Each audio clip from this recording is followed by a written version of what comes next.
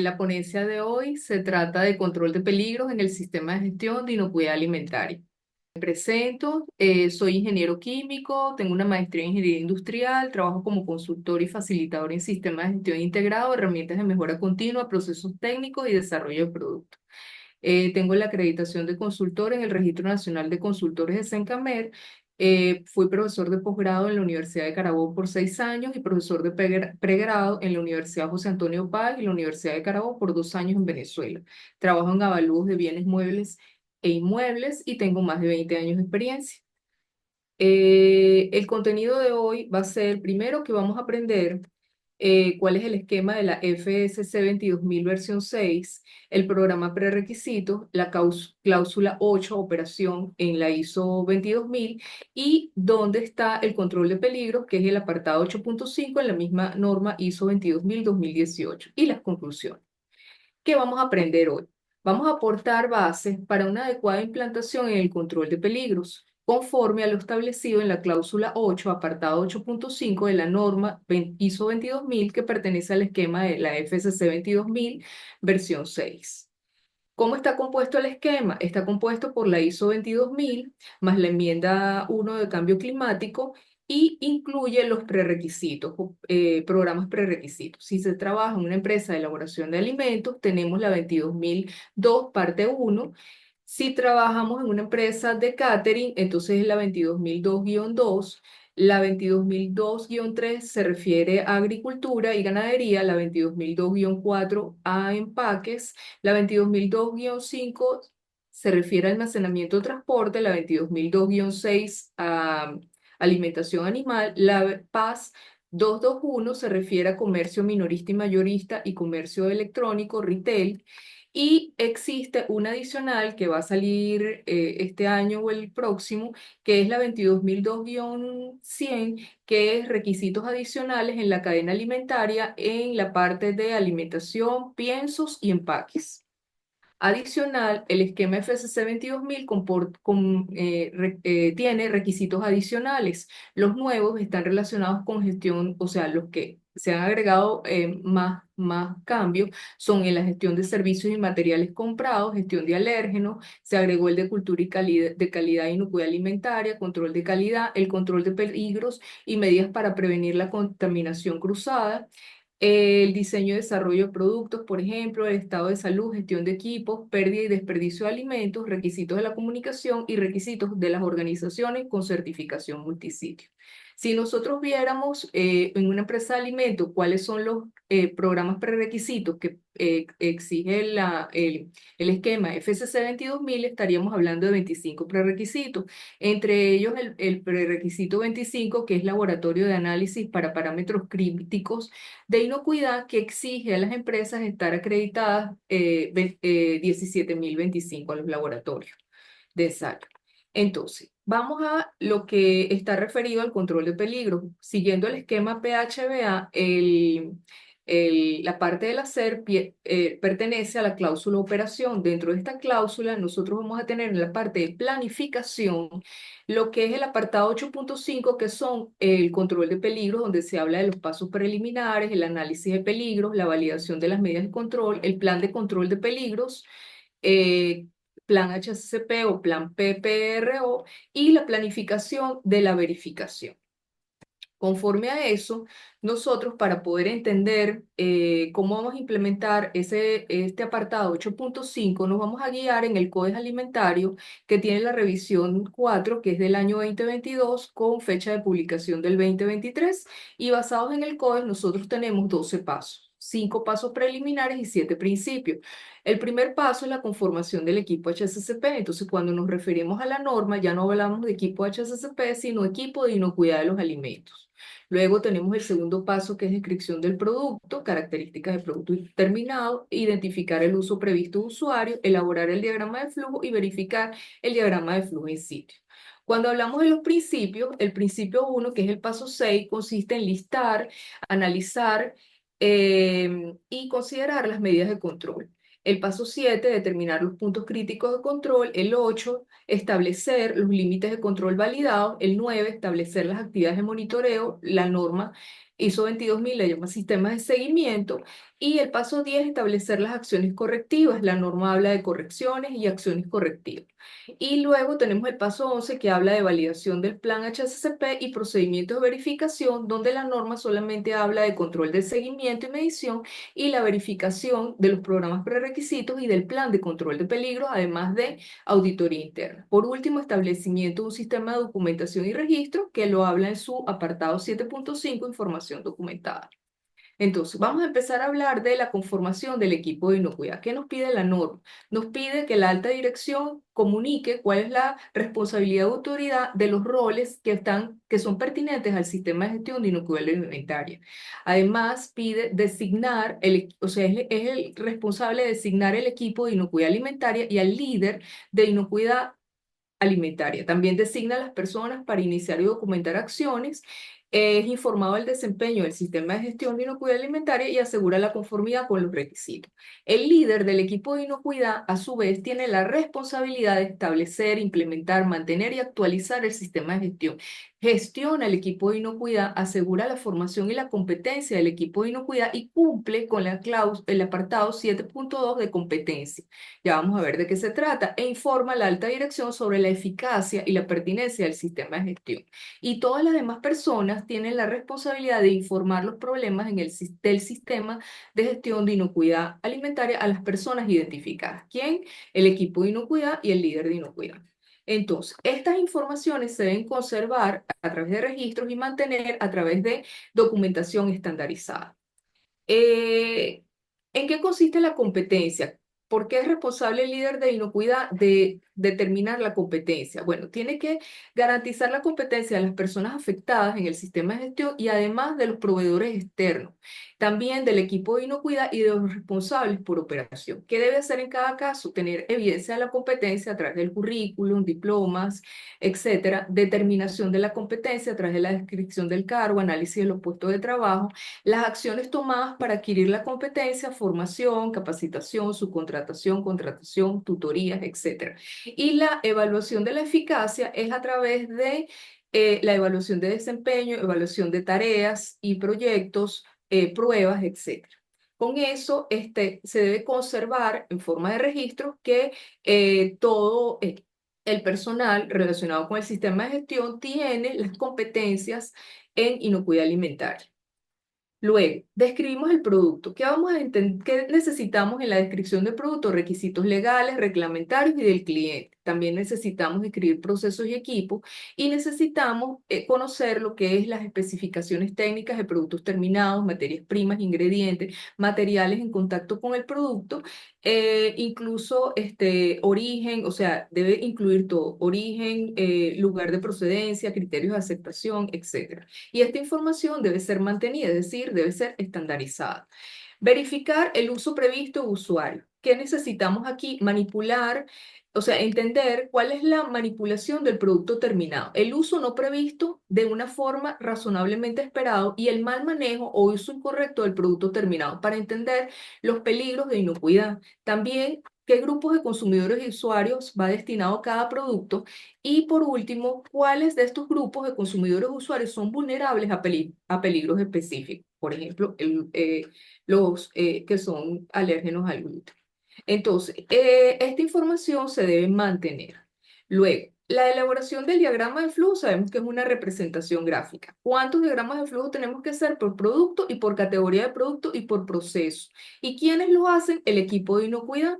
Ahora, ¿cómo lo vamos a hacer? Secuencia e interacción de las etapas de la operación. Todo proceso contratado externamente debe ir en el diagrama de flujo. El flujo de las materias primas, ingredientes, coadyuvantes de elaboración, materiales, empaques, servicios y productos intermedios. La ubicación del reproceso y el reciclado, la ubicación de la liberación y eliminación de los productos terminados, productos intermedios, subproductos y desechos.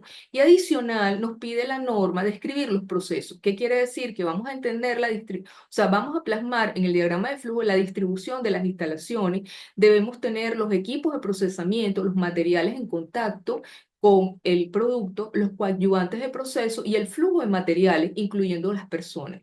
También debemos conocer, debemos tener documentados los prerequisitos existentes como parte de la descripción de los procesos, los parámetros de proceso y el medio de control y procedimiento.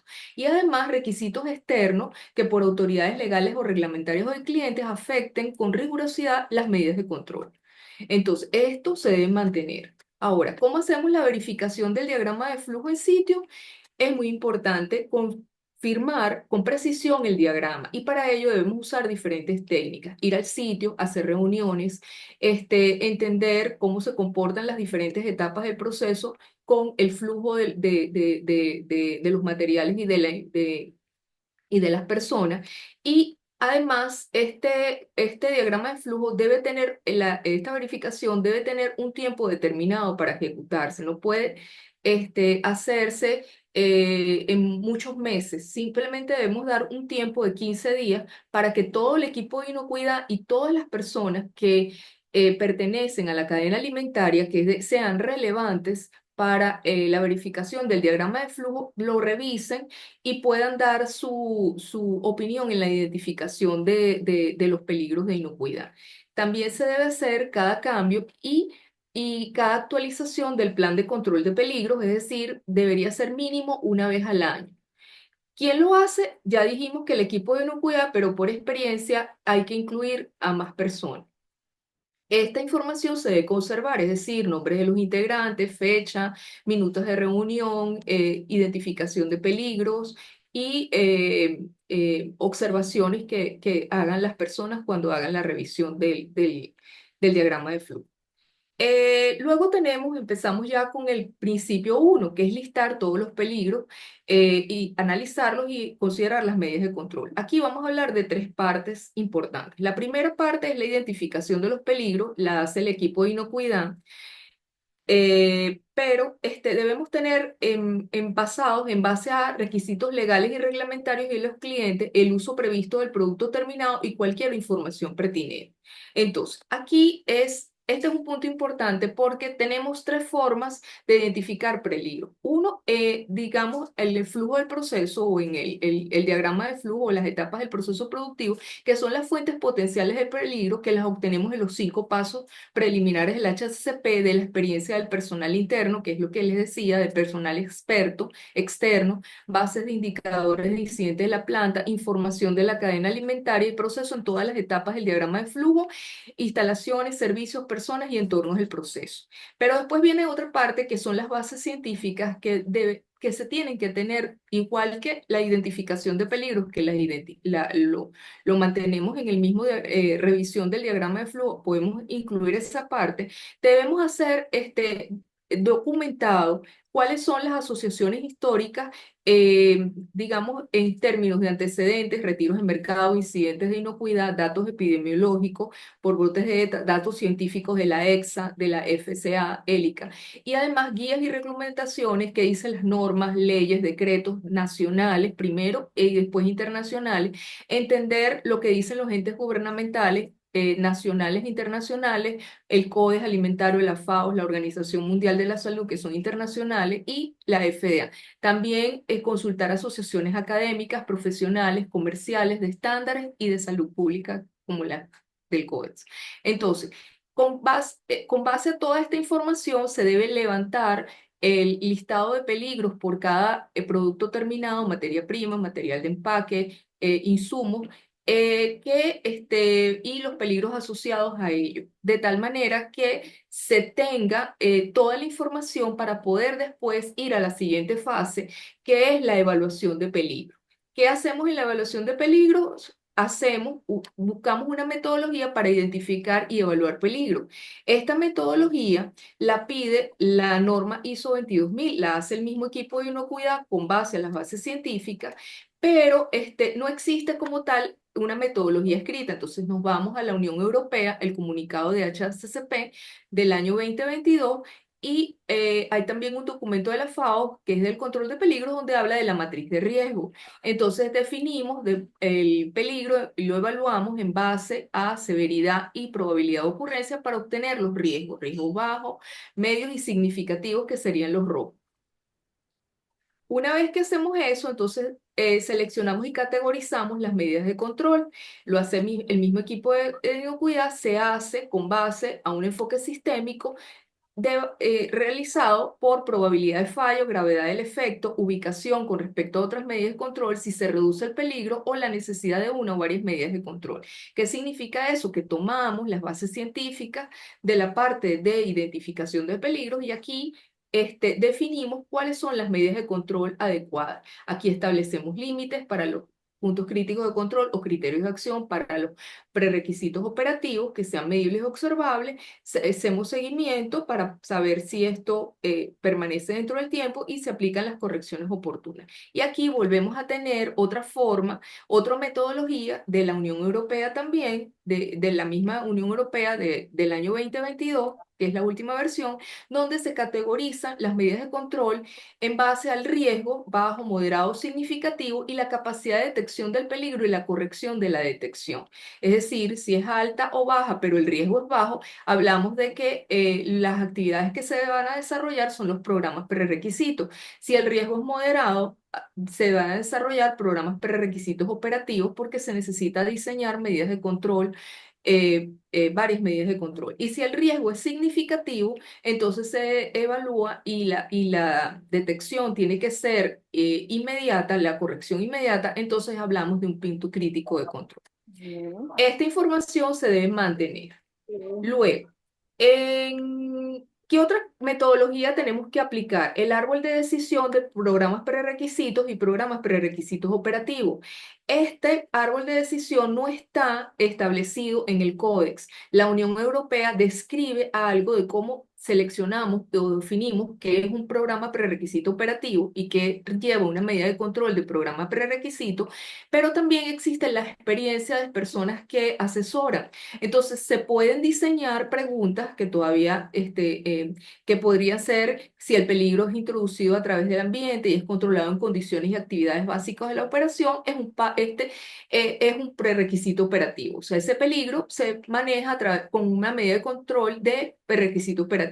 Si el siguiente paso elimina el peligro, lo identifica, lo reduce la probabilidad a un nivel adecuado, este podría ser un prerequisito operativo y así vamos hasta llegar al árbol de decisión de un punto crítico de control. Y ahí sí nos encontramos con el Código Alimentario que sí define el árbol de decisión y que fue modificado ahora en el año 2022 en la cuarta revisión, que habla de peligros significativos. La principal cambio que ocurre, ya no habla de peligro y dice, ¿puede un peligro significativo ser controlado hasta un nivel aceptable en programas prerequisitos, como por ejemplo las buenas prácticas de higiene de las que habla el Códex?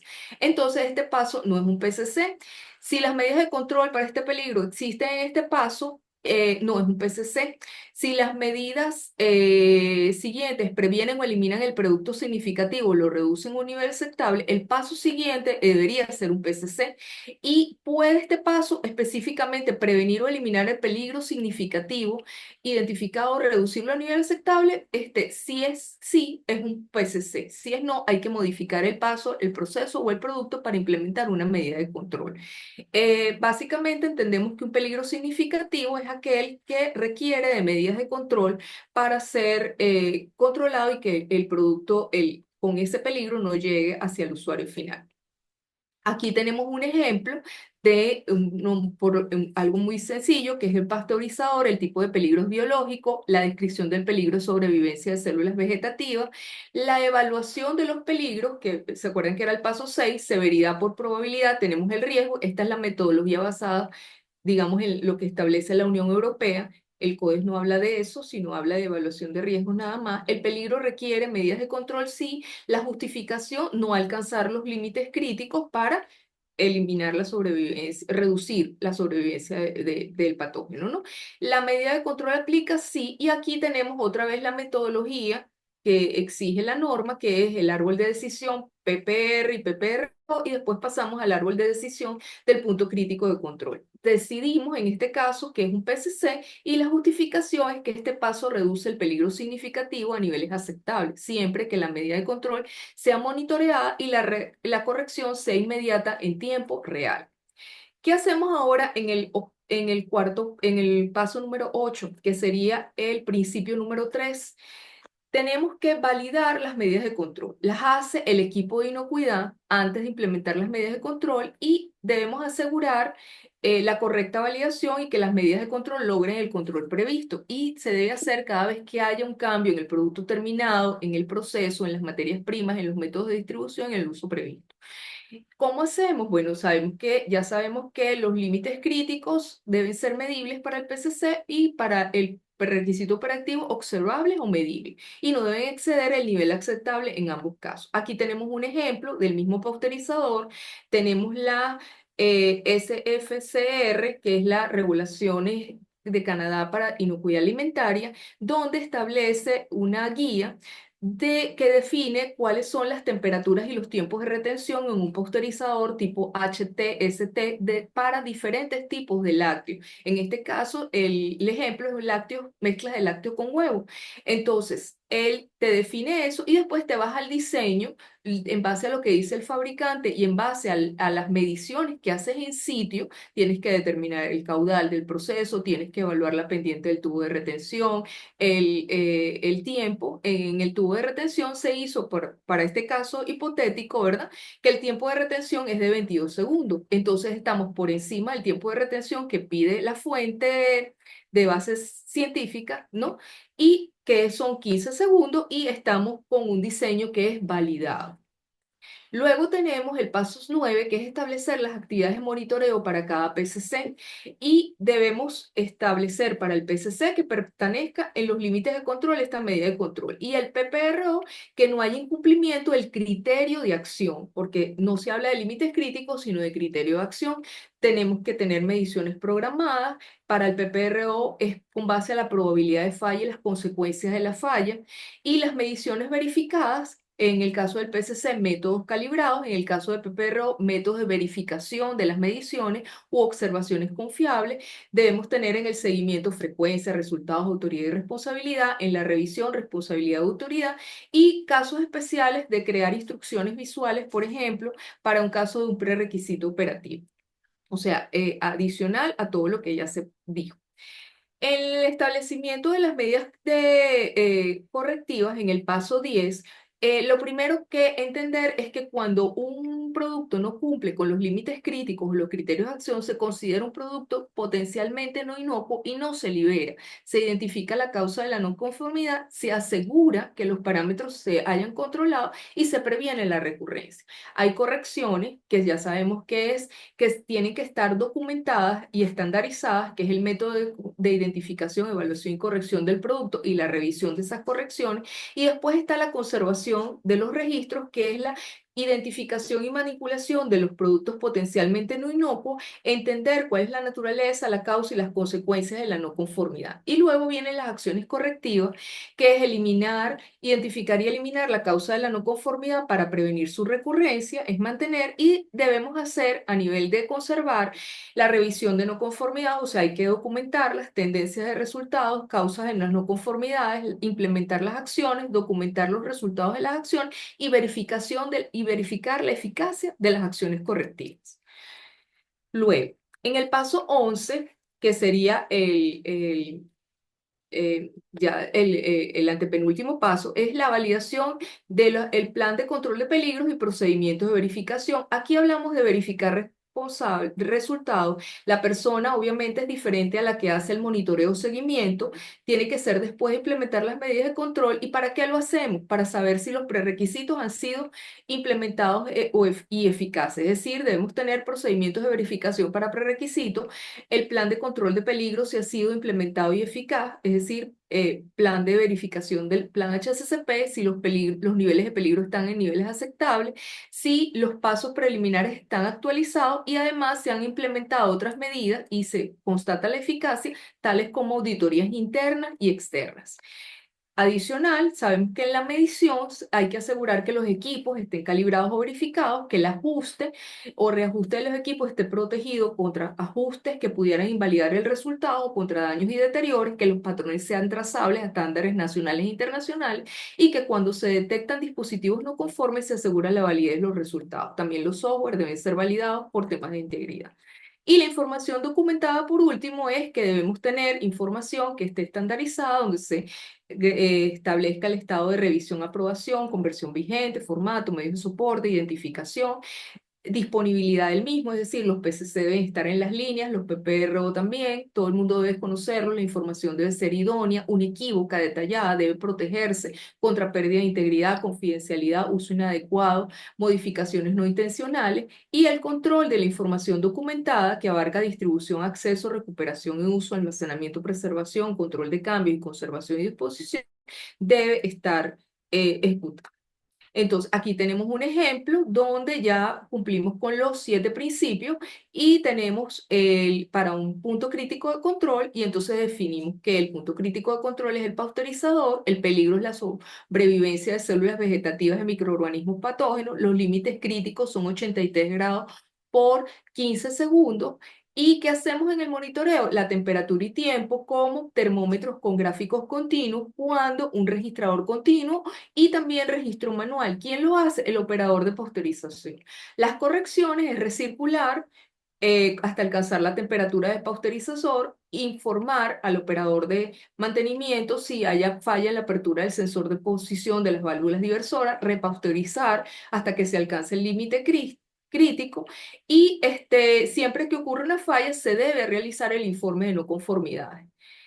La verificación la hace alguien diferente a producción, entonces calidad revisa registros diariamente y libera mezclas, calidad realiza análisis microbiológicos diarios al producto terminado, mantenimiento realiza calibración mensual de termómetros, inspección semanal de válvulas diversoras. Y los registros, registro de producción, calidad, registro de los gráficos, reporte de calibración y reporte de mantenimiento. La validación, temperatura y tiempo, y la validación del procedimiento y proceso es hacer evaluación estadística de la tendencia a la temperatura de pasteurización, preferiblemente en el 100% de los baches, evaluación estadística de la tendencia a los controles de patógenos, también en el 100% de los baches en el año, y la revisión del diseño, que fue lo que hablamos, conforme a determinar parámetros como tiempo y caudal. ¿Qué obtenemos allí? Obtenemos que pues, se cumple los límites establecidos. Conclusión. La revisión del diagrama de flujo de sitio por parte del equipo de inocuidad y adicional por otros miembros de la cadena alimentaria agrega valor a la implementación del plan de control de peligro. La identificación y evaluación de peligros debe documentarse con bases científicas en el marco nacional e internacional. Debemos tener un plan de control de peligros que esté delimitado a las exigencias y diferencias de cada organización. Nunca un plan es igual que otro. Las medidas de control se deben validar con cada cambio en el proceso producto al menos una vez al año y antes de su implantación. Y conocer los aportes de la norma FCC 22000 para el análisis de peligro, para que el análisis de peligro sea adecuado, debe ser lo fundamental. Muchas gracias por su atención y aquí están mis contactos. Muchas gracias, Ana. Nos diste un repaso de todo ese requisito que va a un sistema de gestión, creo que es el corazón del sistema de gestión de inocuidad, ¿no? Sí. Platícame, Ana, ¿qué te ha costado más con el personal operativo que esto lo puedan comprender y aplicar? Bueno, la experiencia ha sido realmente muy buena porque simplemente el tema es como ya se ha comentado en otras ponencias, involucrar al personal, hacerlo partícipe. Entonces, es muy importante que sean partícipes del diagrama de flujo, de la revisión del diagrama de flujo en sitio. A pesar de que algunos miembros del equipo de inocuidad van a ser solamente los sistemas supervisores o líderes de línea, debemos incluir a todos los operadores y hacer sesiones de trabajo pequeñas de media hora, 30 minutos, de 30 minutos a una hora, pero con absolutamente todo el personal operativo. Una vez que haces eso y las personas entiendan, identifican peligros, revisan el diagrama de flujo, se sienten parte del sistema. La otra parte es la parte de llevar registros que es necesario que los mandos supervisorios directos, ¿verdad? Tengan la competencia de seguimiento. Entonces, el seguimiento es fundamental para que ellos hagan el trabajo correcto y entender que las medidas de control se cumplen y el producto que no es, que es catalogado como potencialmente no inocuo debe ser reprocesado o se deben establecer acciones para saber qué se va a hacer Si es la disposición ya al final como producto no conforme, que no me ha pasado, pero si se necesita pues reprocesar el producto, se debería hacer. Entonces se hace. Y las personas, se genera la cultura de tal manera que las personas reportan. Esa es la experiencia que he tenido. Mientras se sientan escuchadas y sientan que su trabajo es importante, todo funciona bien.